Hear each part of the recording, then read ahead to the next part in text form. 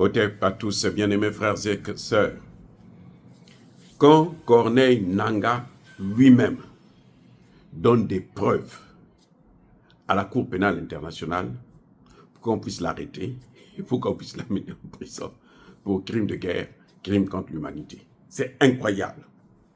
Vous savez, c'est ça ce qu'on appelle la folie des grandeurs.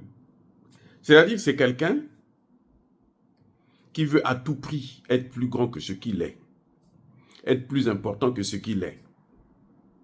Et là, il commet des erreurs. Et tu sais, vous savez, on dit toujours, voulant trop gagner, on perd. Le procureur, Corneille Nangaa, c'est que le procureur est de la Cour pénale internationale et à Kinshasa. Donc, le procureur, là, il est venu chercher des éléments pour le condamner, lui, Corneille Nangaa, pour condamner Kagame, pour condamner Kabila. Mais ces mecs, ils s'entendent, ils se disent, bon, on va aussi faire condamner Tshisekedi. C'est incroyable.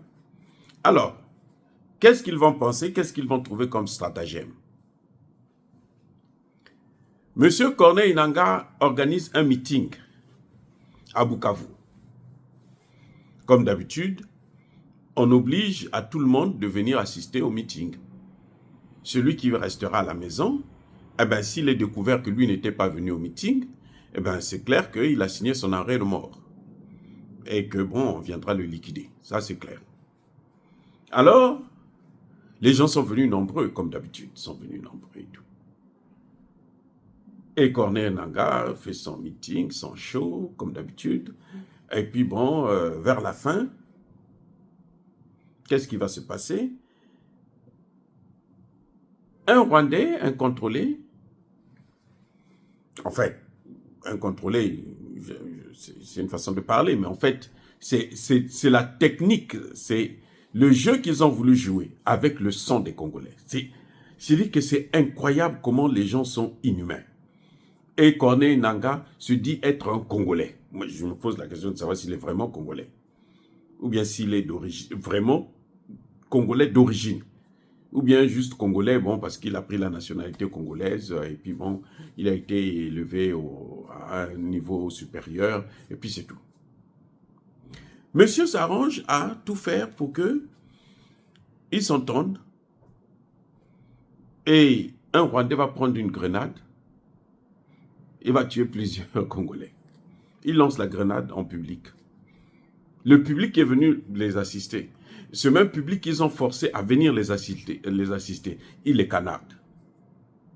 Et il ose dire que c'est Tshisekedi qui a donné l'ordre pour que, comme Corneille Nangaa est en train de tenir son meeting, allez-y tuer les Congolais. Il oublie que, en fait, celui qui doit protéger les Congolais, c'est Tshisekedi, justement. Lui, Corneille Nangaa, il n'a aucune mission pour protéger les Congolais.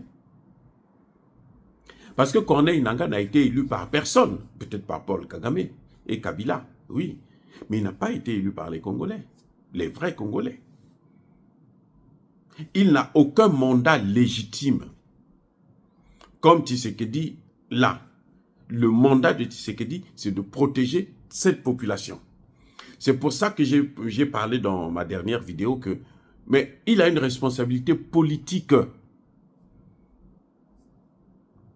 Peut-être pas juridique, mais politique.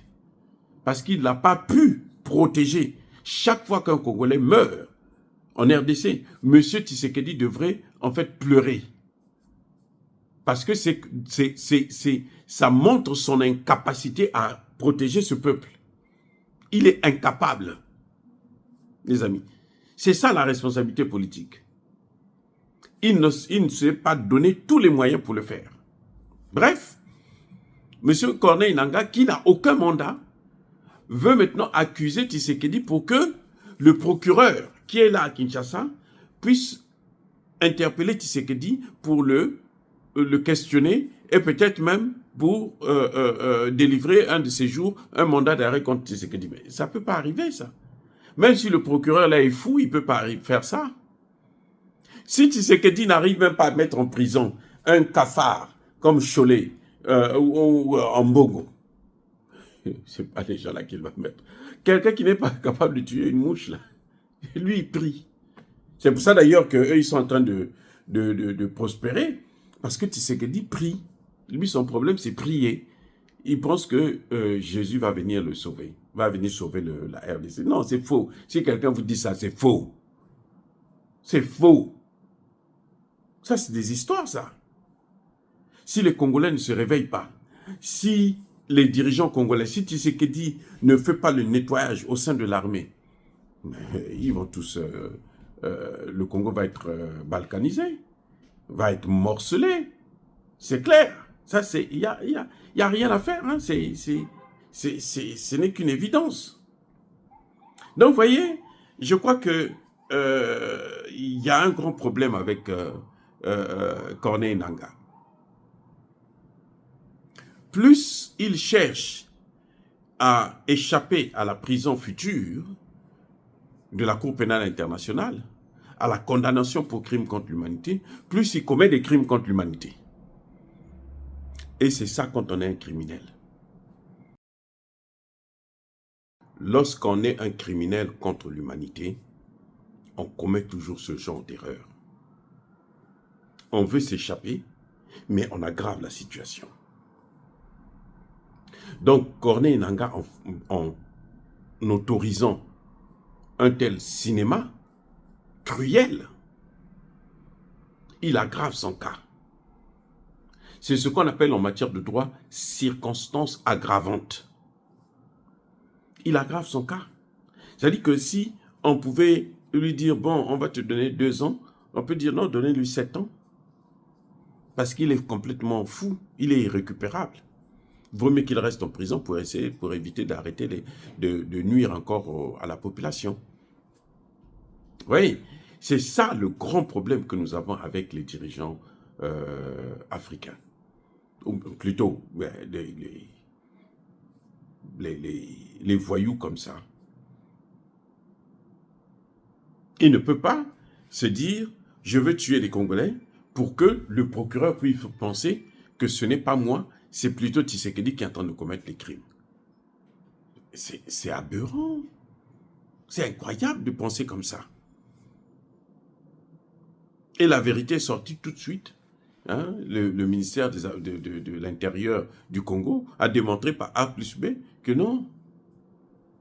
Il y aurait eu des gens qui ont crié, comme d'habitude, Tshisekedi président ou quelque chose de ce genre. Et puis bon, surtout que dans le sud Kivu, les gens sont très résistants à cette occupation. Eh bien, ils se sont dit, on va en profiter, on va les liquider. Mais vous ne pouvez pas liquider tout le monde. C'est-à-dire que les Rwandais peuvent rester là 10 ans, 15 ans, 20 ans, 30 ans. Ils finiront soit par partir, soit par eux-mêmes être liquidés là sur place. D'ailleurs, nombreux sont déjà partis. Et vous savez quoi? Ils occupent Bukavu, mais ils n'occupent pas tout le sud Kivu. Ils n'occupent même pas la moitié du sud Kivu, même pas le quart. Certains experts vont vous dire que c'est à peine 5%. C'est tout. Mais ils n'occupent pas grand-chose. Et c'est juste que ça, c'est juste parce que Tshisekedi, pour l'instant, n'a pas encore pris vraiment ses responsabilités pour mettre un terme à ça. Il préfère aller faire la diplomatie à la con, par-ci, par-là et tout machin. Mais le moment venu, c'est clair que Corneille Nangaa va sauter de là. Et il sautera par la mauvaise porte. Hein. Il va partir par la mauvaise porte. Ça, il a intérêt à se préparer à ça. Les amis, soyez bénis, abondamment bénis par le Dieu des Kémites et par nos ancêtres angéliques.